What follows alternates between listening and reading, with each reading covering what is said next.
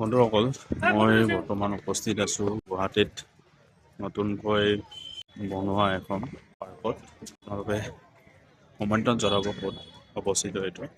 মই ডিউটিলৈ ওলাইছিলোঁ, যদিও গাটো বেয়া, প্ৰচণ্ড জ্বৰ, এতিয়াও জ্বৰ আছে। তথাপিও ওলাব লগা হ'ল, কাৰণ ইয়াৰ আগতে মই দুদিন ছুটি লৈ থৈছোঁ।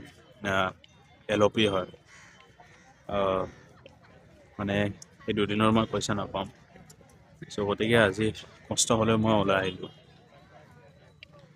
এই ডিউটি কৰি ভাগৰি গৈছোঁ, আৰু মই বহুতে ফটো উঠি আছে, সিহঁতে ডিষ্টাৰ্ব কৰিব বিচৰা নাই।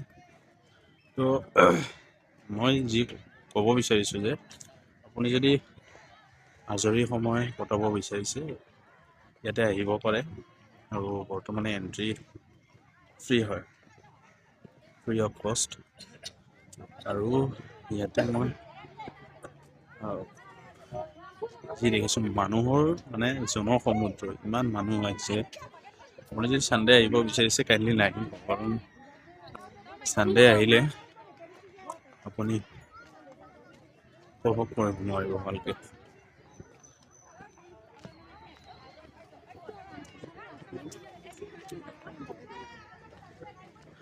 বিভিন্ন ঠাইৰ